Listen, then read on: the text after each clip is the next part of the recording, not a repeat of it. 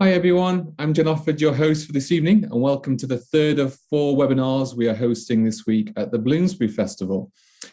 Just to let you know, we are recording this session, so please do turn your camera off if you don't wish to be seen.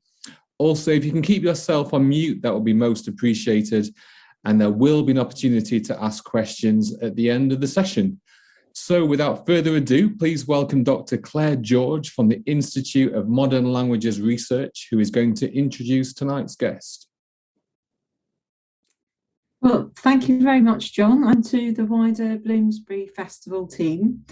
And good evening to everyone. I'm Claire George. I'm the Miller Archivist at the Institute of Modern Languages Research.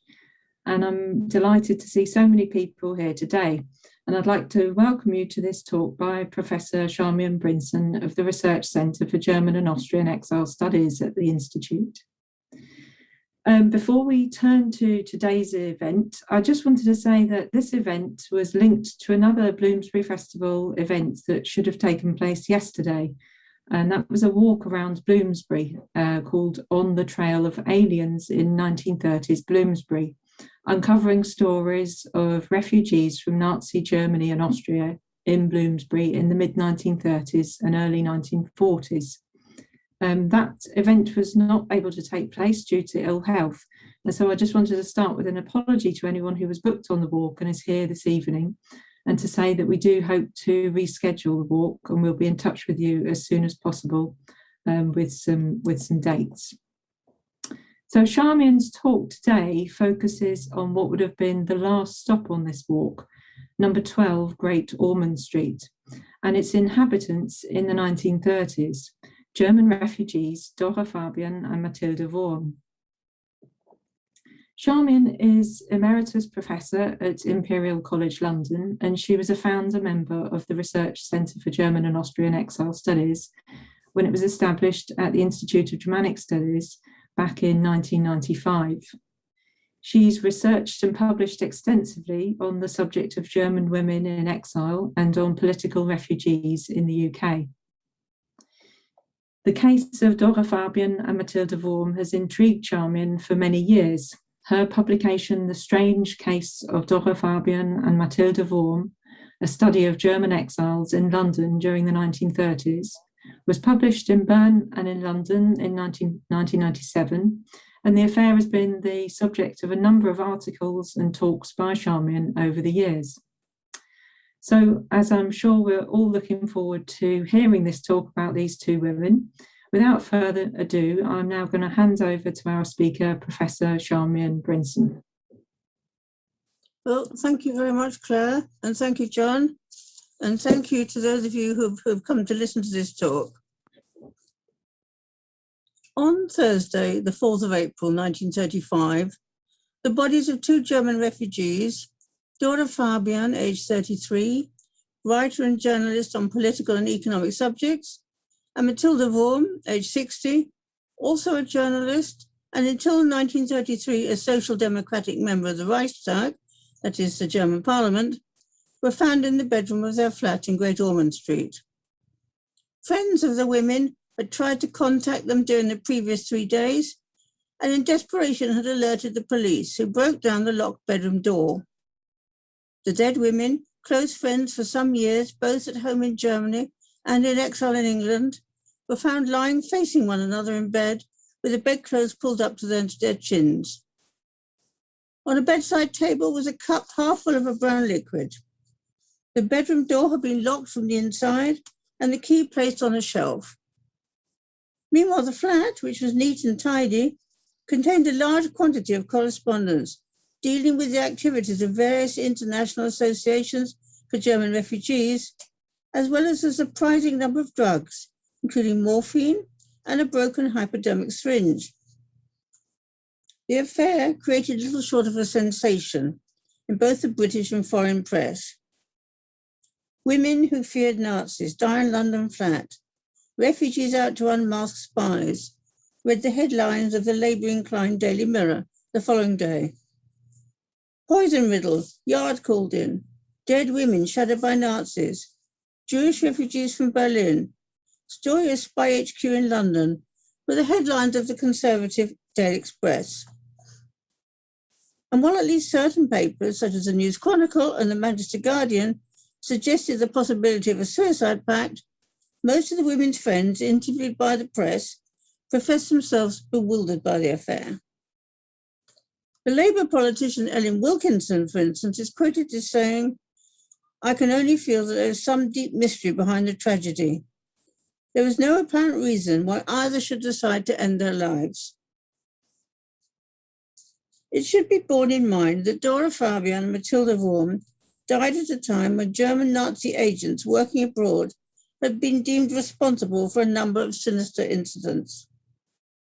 In August 1933, for instance, the philosopher Theodor Lessing, who had taken refuge in Czechoslovakia, had been murdered in Marienbad by local Nazis. Most notorious of all was probably the case of Bertolt Jacob, the German Jewish journalist, who had only weeks before been lured from France to Switzerland and from Switzerland abducted to Germany, where he'd been put into a Nazi jail.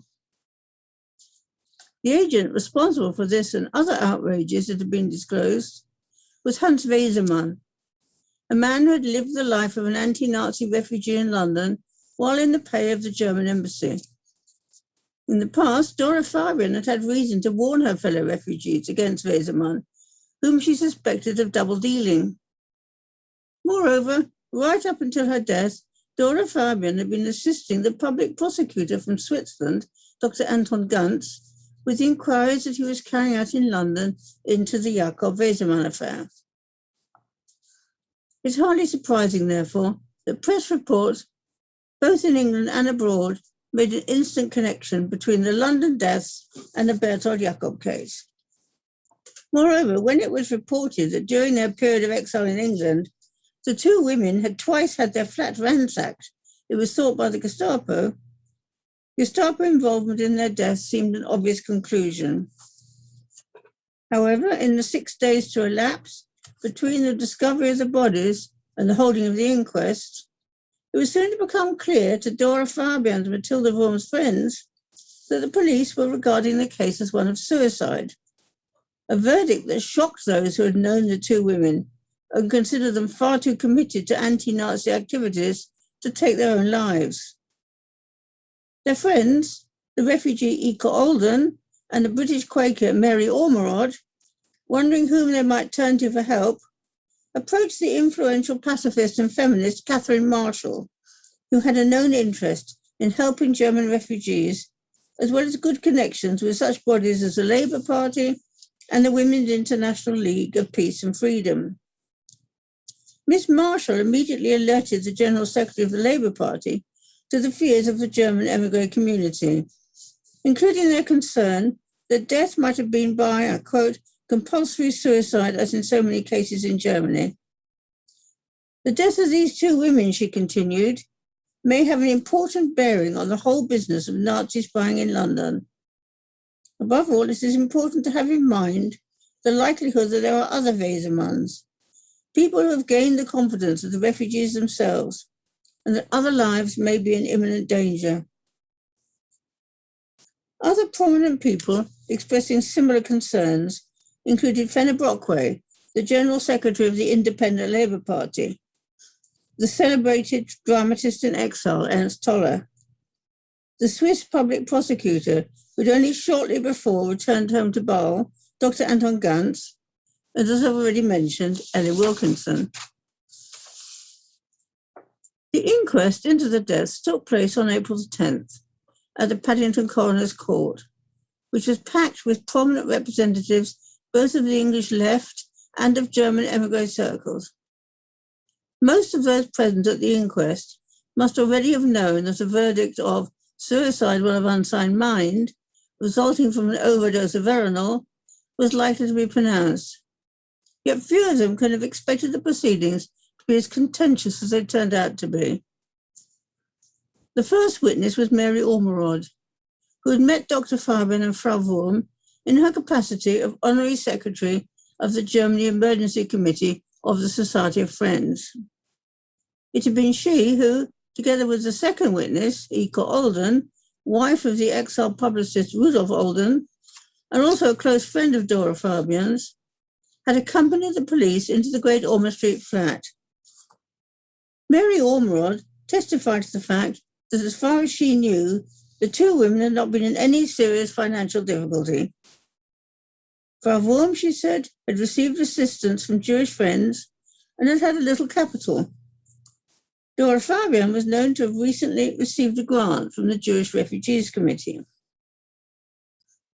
Although Mary Ormerod was one of several to express the view that money would have played no role in the suicides, their statements did not entirely accord with information received by the police in the days following the deaths, but this was not considered at the inquest, and I'll discuss this in more detail later. If the financial aspects of the case were perhaps handled less than thoroughly, there were other aspects of it that left as many questions unanswered.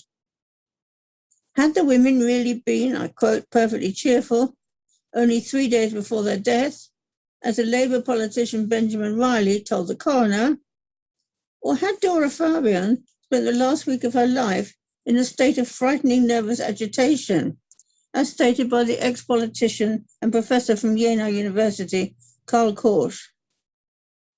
Could the two women really have been literally worried to death at the prospect of their visas not being renewed the following month, as had been widely suggested in the press, when not only did the Home Office statement indicate that these had been renewed without difficulty, but also that the women had not yet even applied for renewal? And most mysterious of all, what was the nature of the, I quote, invaluable work, as the Swiss public prosecutor himself had described it in a newspaper interview, that Dora Fabian had been doing to uncover the truth of the Berthold Jakob affair, and that, as Karl Korsch told the court, she had feared might prejudice her leave to stay in England. In the same interview, which most of those in court must have read, Dr. Ganz had reported that Dora Fabian had felt herself to be in danger and had said to him, "I suppose one day I shall meet the same sort of end as those who've been working in different parts of the continent." Moreover, rumours that had abounded in the press to the effect that Dora Fabian had been hoping for passport purposes to marry an Englishman apparently received no mention whatsoever in court, even though she had allegedly written to a friend that, I quote, "If my hopes are not realised, I shall take my life and take the only friend I have left with me." Whether or not the failure to identify the Englishman involved was merely a matter of discretion is impossible to say on the evidence available. Comparable delicacy definitely seems to have applied, however, where the nature of the relationship between Dora Fabian and Mathilde Wurm was concerned. It was widely rumoured in émigré circles, though quite possibly without foundation, that an unhappy lesbian relationship between the two women lay at the heart of the unfortunate case. Yet only the one coroner's question as to whether either of the women had been found with her arm around the other would appear to indicate the coroner's train of thought in this direction. Moreover, the discreet manner in which the coroner permitted Karl Korsch, as a married man, to be less than open with the court concerning his love affair with Dora Fabian infuriated many of those present who saw Korsch as holding the key to the mystery. Ika Olden had already testified that in the Great Ormond Street flat, she and Mrs. Ormerod had found an unopened letter to Dora Fabian. This letter, dated 31st of March and signed merely with the initials KK, had turned out to be a crucial document in the case and was read out to the court in full, here in rough translation. "Dear Dora, you ought not to have done that last thing you did. Now things have gone too far on both sides. Something has torn, which will take quite some time, if at all, to grow together again. I must tell you clearly that I won't live with you in the same house again. I'm going to cut myself off from all acquaintances and visitors and concentrate solely on my work, as I always did in the past. When I leave London, I shall most probably go away for some years to Sweden. Unfortunately, I'm liable for a time to give way relatively easily to strong impulses. but my real way of life has established itself so firmly in the last 48 years that nothing will change in the 1 or 2 decades that may still remain to me. Thank you for your deep and constant love and friendship. I am sorry that I couldn't be all to you that you wanted. Goodbye, and don't be angrier with me than you must. KK. Dora Fabian had actually never read this letter. She would have already been dead when the letter arrived. Korsch explained to the court that his letter to Dora had crossed with an unsigned and undated shorthand note that Dora had allegedly written to him, announcing her intention to commit suicide and to take with her her friend Mathilde. In broken English, according to the Times, Korsch read out to the court his version of Dora's note. I have failed too much, caused too much pain to you. I don't find any way back, neither to you, to myself, or to life. Do not think that my death is a consequence of the last days. Even if you had not come back, I would not have gone on living. I have been too fond of you. I'm sorry. Goodbye. I take with me the only person for whom my life meant anything. It was in the matter of this shorthand note that Dora Fabian's friends felt the police to have acted particularly ineptly. But quite apart from their uncertainty as to whether the identity of the writer of the undated, unsigned shorthand note bearing no address and dispatched in a typewritten envelope had been established beyond doubt, they were appalled at the lack of political nous that had led Detective Inspector Campion to take the note to the German embassy of all places for transcription. Moreover, by some means or other, and despite the fact that Korsch's name had not appeared in the note, both its contents and his name had been published in the Nazi German press by the 6th of April. It was when Bernard Gillis, the barrister representing the family of Mrs. Wurm, that is her English nephew and his wife, asked the inspector if he could explain how this might have occurred, that one of the inquest's most dramatic moments was reached.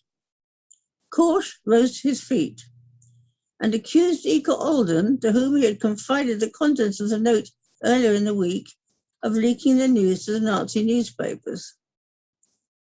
Ike Olden hotly denied the charge and, led by Mr. Gillis, proceeded to put forward a series of veiled suggestions.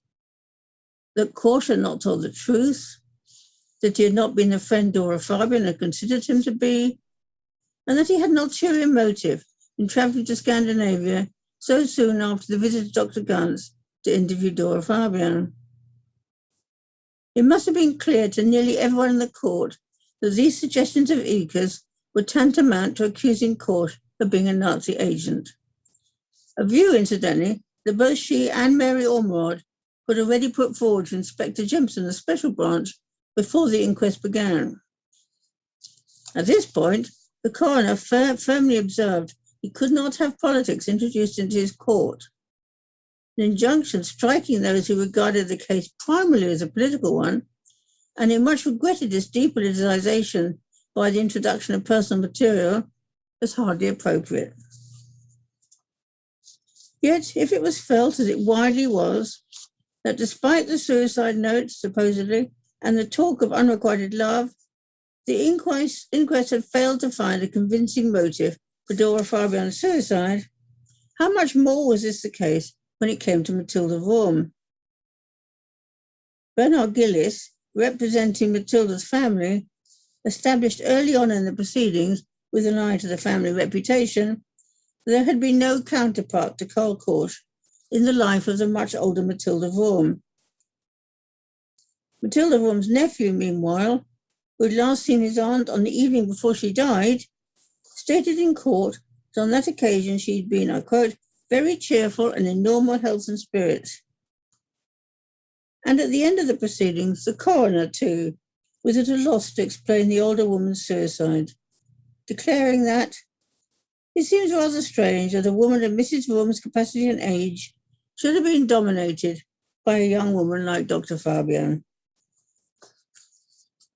Later that same day, Thursday the 10th of April, The funeral of Dora Fabian and Mathilde Wurm was held at East Ham Jewish Cemetery.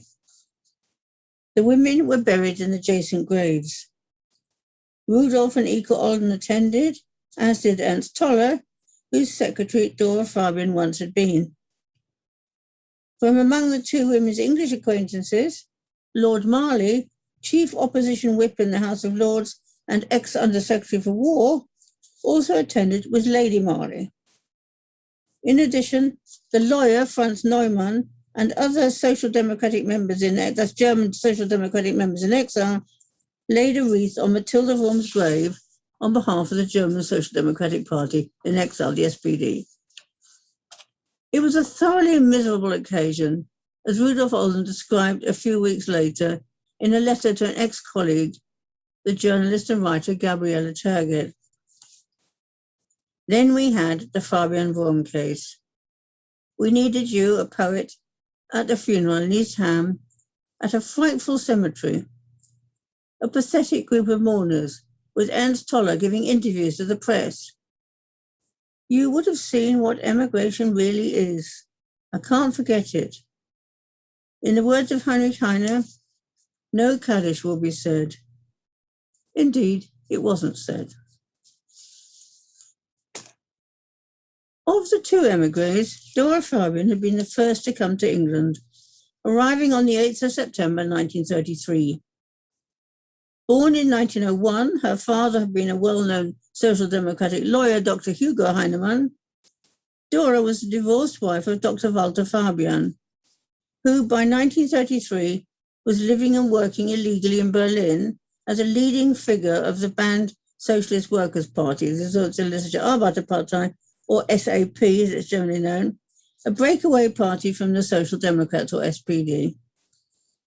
Dora herself had held a prominent position in the SPD's radical youth movement, the Young Socialists, but left the party in 1931 with other left-wing members, including her ex-husband, to join the newly formed SAP. In addition, she'd worked as secretary to the former Prussian Minister of Justice and member of the Reichstag, Kurt Rosenfeld, as well as to Ernst Toller. In 1928, she had published a book on labor and colonial politics, and in addition contributed to a number of radical newspapers and journals. She was arrested in Berlin on the night of the Reichstag fire and was imprisoned for 10 days before seeking refuge, first in Switzerland and then in England. Mathilde Wurm, née Adler, was born in Frankfurt am Main on the 30th of September 1874. A champion of women's rights, she'd been active in social work since the 1890s and was a writer and journalist, as well as a friend of Rosa Luxemburg's. Her husband, Emanuel Wurm, had been a member of the Reichstag, rising in 1918 to the post of Secretary of State in the Ministry of Food. And on her husband's death in 1920, Mathilde Wurm had herself entered the Reichstag, where she represented the SPD until 1933.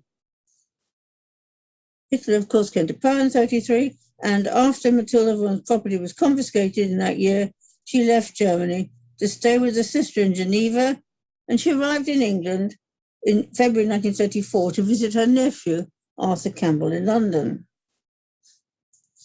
Within a short time, Mathilde had arranged to rent the Bloomsbury flat of the Labour politician Jenny Lee. And Mathilde's friend Dora Fabian, who had already been in London for several months, soon moved in with her. However, the women must have got off to a bad start there, for within 2 days of Dora Fabian's arrival, their flat had been ransacked, and though no money had been taken, private papers had been removed. Letters and accounts of the time revealed both women as concerning themselves with a wide variety of anti-Nazi activities. Mathilde's letters, for example, speak of her work in exile on behalf of German political prisoners and of Jewish children disadvantaged in German schools. She regularly attended the SPD meetings organized for London exiles, and she continued to work as a journalist when and as she could. This was an occupation not without its difficulties. When later in 1934, the women moved from Jenny Lee's flat into a flat in nearby Great Ormond Street, their typewriters rendered their stay there impossible, as Mathilde Wurm explained to fellow SPD member Paul Hertz. Unfortunately, we had to move again after scarcely 3 months because fellow residents of the house in Great Ormond Street complained about our typing. In England, people only type in offices. So the landlord concluded we were running an office, which was specifically forbidden in the contract, and he threw us out. Yet, however busy Mathilde Wurm may have tried to keep herself, it's clear that her life in no way satisfied her, as is clear from a letter to a friend written a month before her death. We, who never had any time, now have an oppressive amount of it. Not that I'm unoccupied. I keep house for us both. Women are never unoccupied if they don't wish to be. But that doesn't satisfy me at all, because anyone can do that. And I want to do something other than that. At the moment, I'm trying to find some sort of job. I say some sort of, but at 60 you can't be too particular. But my chances of success are not good. The number of younger applicants is huge. But I won't get downhearted. Everything is better than a concentration camp. It is known that Mathilde Wurm wrote these words after hearing an acquaintance's grueling account of a term he had just completed in a concentration camp. On the same day, 27th of February 1935, Dora Fabian was writing in similar terms. It still seems better to me to grit one's teeth, to endure the inactivity that the authorities here impose on us, and to conserve one's strength for a future time than to clean the latrines in the concentration camp. Indeed, since her arrival in England, Dora Fabian, described by Ellen Wilkinson as one of the most brilliant brains exiled by the Nazi Revolution, had been looking for the type of research work she was well qualified to do, and with which she would not be breaking Home Office regulations. Some research at the London School of Economics did materialise, financed by a grant from the Jewish Refugee Committee. While in addition, she typed and translated for Lord Marley of the Labour Party and Fenner Brockway of the Independent Labour Party, as well as for her friend Karl Korsch. Moreover, before she died, she was said to have finished a book on the subject of women under fascism, but unfortunately this has not been preserved. As one of the factors leading the exile newspaper based in France, the Pariser Tageblatt, in its report of the 6th of April, to consider the case indubitably one of murder, the paper stated, Dora Fabian, like Bertold Jacob, was in possession of secret sources, which provided her with material above all about the Reichswehr, that's the German army. And in England, the Sunday Referee was to reveal the following day that it had been Dora Fabian who'd provided the information it had published the year before on illegal German rearmament in the air, which had led to the matter being raised in the House of Commons. While it is not possible to identify Dora Fabian's sources with any absolute certainty, it should be noted that she had remained in close touch with the SAP headquarters in France, as well as with her well-informed ex-husband, Walter Fabian, living underground in Berlin at that time. I've already mentioned that in the days leading up to her death, Dora Fabian had been engrossed in gathering information for the Swiss public prosecutor on the activities of the London-based Hans Wesemann, Bertold Jacob's kidnapper. In Dora's last letter to her husband, her ex-husband, who was by then in France, she was reported to have written, I'm in it to the neck, but some very interesting things are going to happen here. From the transcript of Dora Fabian's statement to Dr. Gantz, it emerges, meanwhile, that she had been collecting not only material on the spy Hans Wesemann himself, but also information on the political leanings of staff at the German embassy in London. The Fabian-Wurm affair had a sizable number of repercussions, not least on British public opinion. As a thoughtful article in the Exile journal Neue Weltbühne claimed, entitled Emigre Suicide, it both alerted the British public to the barbarous nature of the Nazi regime in a way that no previous news item had managed to do, and at the same time provoked sections of the right-wing English press into xenophobic demands for the expulsion of all refugees, Nazis and anti-Nazis alike. Among individual émigrés, Karl Korsch in particular was not to be allowed to forget the affair in a hurry, being expelled from England a few months later. In the meantime, Inspector Gantz returned from Bâle to London and widened the scope of his investigations into the Jakob kidnapping to include the Fabian-Wurm affair and Korsch's role in it. His questions to Korsch allegedly culminated in the suggestion that Korsch was a Nazi agent. Fenner Brockway, for his part, set up a small committee of inquiry into the women's death, while William Gillis of the Labour Party was carrying out his own inquiries. Over several months, evidence as to Korsch's actions and character was sought at home and abroad. Gillis, for instance, had what must have been a painful talk on the subject with Korsch's wife and daughter. And as late as 1939, Korsch was still at least partly attributing his failure to establish himself in the United States to, I quote, my reputation in the German exile community. I mentioned previously that before the inquest, the police had been made aware of financial factors that possibly had some bearing on the case. But these were not dwelt on at the inquest once the police had decided to rely on a shorthand note as a convincing explanation of the deaths. One of the statements had been provided on the 5th of April, when a Mr. Nathan had called at a special branch to report on a meeting he'd had with Dr. Fabian some days before. She had told him that she had incurred some debts, asked him for advice about advertising for a loan in the newspaper, and had then requested a £50 loan from him. He'd promised to try to arrange such a loan, but failed to carry this promise out. The second statement had arrived in the form of a letter dated 6th of April from an old friend and Social Democratic colleague of Mathilde Wurm's, the exile financier Walter Loeb, then in Amsterdam, which, in stark contrast to other statements the police received, began by stating that he was, I quote, quite sure that both ladies committed suicide. The letter continued. I had a long talk with Mrs. Wurm, where she explained to me the terrible financial state she was in, and I sent her £30 on the 5th of January 1935. Shortly after this, Mrs. Fabian also explained to me the critical financial position they were in. After the explanation she gave me, I'm quite sure that Mrs. Wurm did not realize the position as much as Mrs. Fabian, because she did not know all the facts.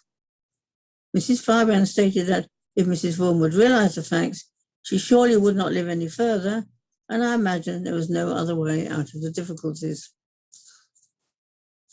It's possible that had it not been for the serious financial position of the German Social Democratic Party in exile by the middle of 1935, the story would have ended here.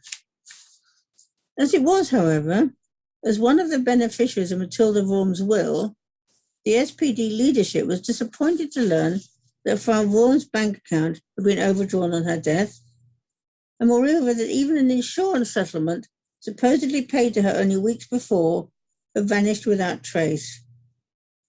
From Prague, therefore, the impoverished Social Democratic Party enlisted the help of William Gillis, the Labour Party's international secretary, as well as that of their London member and former legal advisor, Franz Neumann. 3 months later, Neumann reported back to Prague on his findings. First, he briefly confirmed that the legacy intended for the SPD had been lost. His letter continued. Now to the most important point. Gillis has ascertained without a doubt that Dora Fabian forged cheques to the tune of £159 and had withdrawn these amounts from Mathilde Wurm's account and had apparently also misappropriated other funds. This seems to be the suicide motive. A letter from Gillies himself is slightly more explicit regarding the alleged forgeries. Dora Fabian, he wrote, had approached an unnamed comrade, that's probably Walter Loeb, to lend her some money. She confessed that she had a proxy for the bank account of Mathilde Wurm, which was not true, and that she had withdrawn more money than Mathilde Wurm was aware of. Mathilde Wurm had a large payment to make soon, and if Dora Fabian did not get £100 at once, that would be the end. None of this explains, of course, why Dora Fabian was driven to act as she allegedly did, nor why Mathilde Wurm should have chosen, if choose she did, to join her friend in suicide. As for Dora, what could have induced her to behave so recklessly with Mathilde's bank account? Hardly personal gain, it would seem safe to say, but quite possibly political exigencies, such as the defense of prisoners in Nazi Germany, a cause with which she was known to be much involved, or possibly paying towards the support of her ex-husband Walter when he was underground in Nazi Berlin. We'll probably never know the answer. Yet fascination with this case continued for some years to come, until the outbreak of war, when other issues became the object of chief public concern. One further investigation from the years 1937 and 38 was instigated by an American journalist, Clara Leiser, who employed the young refugee researcher, Margaret Minot, then living in Bloomsbury, to look into it on her behalf. Minot, who incidentally also featured in the refugee walk, for those of you who managed to get to one of the earlier ones, the refugee walk around Bloomsbury, drew up a paper for Leiser that recorded many of the case's crassest contradictions and inconsistencies. In particular, making nonsense of cautious evidence at the inquest. Basing her material on Leiser's research, Leiser next compiled a long list of questions that she submitted to Scotland Yard, though failed to elicit any answers from them. She next turned her questions into a 16-page article, which concluded that no one had read about the case or had known the two women, no one who was familiar with what happened to men and women who did not like the Nazi regime and said so, could regard the verdict with anything other than skepticism. However, Leiser's article was never accepted for publication, probably because of its criticism of the British authorities. Karl Hertz, Mathilde Wurm's old friend from the Social Democratic Party in exile, possibly got as close to anyone to the heart of the matter in the sensitive obituary he wrote for the SPD's paper in exile, Neue Vorwärts. The deeper blame for the death of two valuable people lies with Adolf Hitler. He robbed them of their country. He robbed them of their existence. He destroyed the lifeline that connected them to their comrades in Germany. He forced them into exile, where even the most robust of people do not always possess the strength which in other circumstances would have sustained them in overcoming all difficulties. Thank you very much for listening. I hope you found the talk interesting, and I'm now going to hand you back to my colleague, Claire George. Well, thank you so much, Charmian, for such a fascinating talk, and all those details really brought to life the very sad story of those two women and the wider community of political refugees at that time. And now Charmian has very kindly agreed to take questions, and I'm sure there'll be plenty of them. So I'm going to hand over back now to the Bloomsbury Festival team and to John, who's going to manage them for me. So thanks, John. Thanks so much, Claire. So yeah, it is indeed Q&A time. So if I can ask you to type your questions in the Q&A box at the bottom of your screen with your first name, that will be really useful. And I can ask Dr. Charmian on your behalf. I know we already had a question coming in. It's a couple of questions, actually. So this one was from Claire, actually. So Claire was saying, as an archivist, I'm always very interested to hear about archives holding relevant records of 1930s refugees. And I wondered if you could tell us a bit about most useful archival sources you found. Yes, certainly. Because of the very nature of this case, affecting the German refugee population throughout Europe, basically, and in the United States, there are a great many archives that held a small amount of material that you had to put together to get the whole picture. The most useful ones in this country, firstly, was the police report that I was very lucky to be able to see, and of course the press of the day.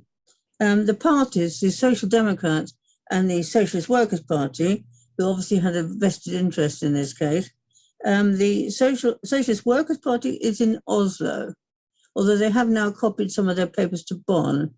The Social Democratic Party, the archives are in Bonn, and all the material about the abduction of Berthold Jacob, which links up very closely with this, are in Switzerland, some in Basel and some in Bern, and that's only a few of the archives. It's just that sort of case. Brilliant, thank you. So yeah, just a reminder that if you can put your questions in the Q&A box, that would be most appreciated. I have got a question here from Anne, who was saying, who was Mary Ormerod? Was her husband a doctor? Mary Ormerod was a member of the Society of Friends, the Quakers, and did a lot of work for refugees. She sat on the Germany Emergency Committee and was friendly with quite a lot of refugees, including, in this case, with Ike Oldham. I think her husband may have been a doctor, but I couldn't swear that. I'd need to look it up. Okay, no worries. No more questions as of yet. So yeah, please do take this opportunity to type some questions into the Q&A box if you have them. Otherwise, we will be looking to bring this session to a close. Is there anything else you'd like to add while we're waiting, Dr. Charmian, at this stage? Well, I think I've covered the case really as best I can within the time slot available. Absolutely. Well, yeah, I just want to say thanks again for your time today. Really appreciate it. A really fascinating talk. And I should point out at this point, we also have a recorded interview available with Professor Charmian and Dr. Claire George on Bloomsbury Radio. And you can actually access that and listen back to that at anchorfm.bloomsburyfestival.